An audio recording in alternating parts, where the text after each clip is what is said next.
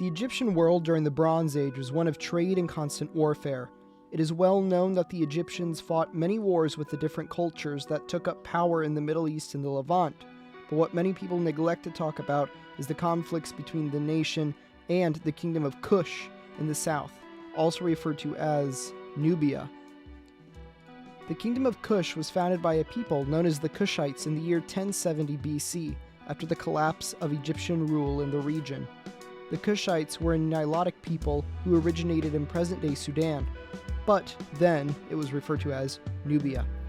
They were a warrior people, and they quickly became a major power in the region. In the 8th century BC, the Kushites conquered Egypt and established the 25th dynasty over the country. They ruled Egypt for over 60 years, and during this time, they introduced many Kushite elements to Egyptian culture. For example, they built temples to their gods in the Egyptian style, and then in turn adopted the Egyptian writing system. There was lots of cultural diffusion between the two culture groups, and when the Kushites were thrown out of the country, they would take these cultural elements with them. The Kushite capital was Napata, which is located in present-day northern Sudan. Napata was a major center for trade and culture. In particular, the city gained renown for being a way station and gateway for trade from sub-Saharan Africa towards the Mediterranean, and most importantly, for the gold industry that was based there in the city.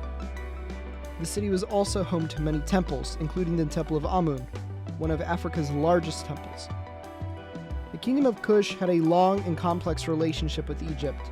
The two kingdoms were often at war, but traded with each other and exchanged cultural ideas.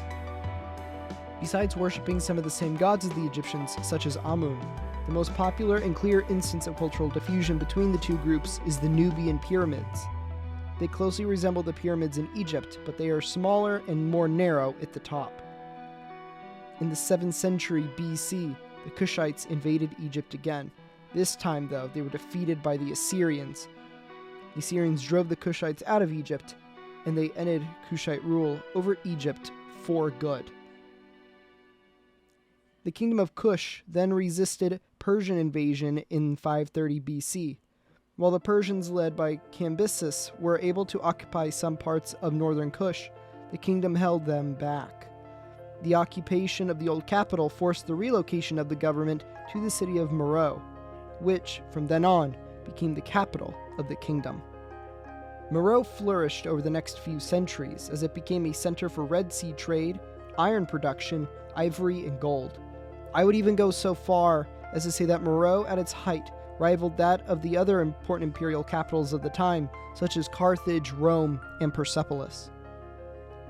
Speaking of Rome, after the Roman conquest of Egypt, the Kingdom of Kush now bordered the Roman Empire. Relations between the two states were contentious and even resulted in a short war, a topic that will be covered in a different video.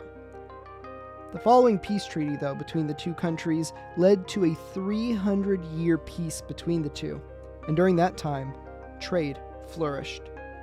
Eventually, when the situation in Rome began to deteriorate, the Kushites were able to occupy southern Egypt. The kingdom continued to grow in power until a trade dispute with the Kingdom of Aksum to its south erupted into a war. Aksum, the predecessor to the modern state of Ethiopia, sent a large army that ended up sacking Meroe. The destruction that was wrought at the hands of this invading army brought the kingdom to its knees, and after a short decline, Kush fell apart into smaller warring states, and Aksum would later annex some of them. By 550 AD, the Kingdom of Kush had ceased to exist. The Kingdom of Kush left a lasting legacy. Its culture and art influenced many other cultures in Africa. Its temples and pyramids are still standing today and are a testament to the greatness of this ancient kingdom. It would truly be a tragedy not to talk about this amazing country and its dynamic with Egypt. It is a shame that we do not talk about the Kingdom of Kush in the same way that we discuss the rest of the classical world, such as Macedon or the Roman Empire. The Kushites were just as important to ancient history as the Egyptians or the Romans or the Persians. You know, a people group was amazing when they are depicted as Egyptian hieroglyphics in the pyramids of the Egyptians.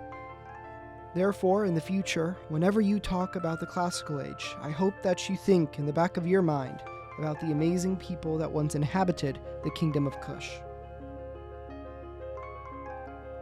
Thank you so much for watching today's episode of Lesser Known History. If you enjoyed, hit that like button and subscribe, and I will see you all in the next video. Have a wonderful day.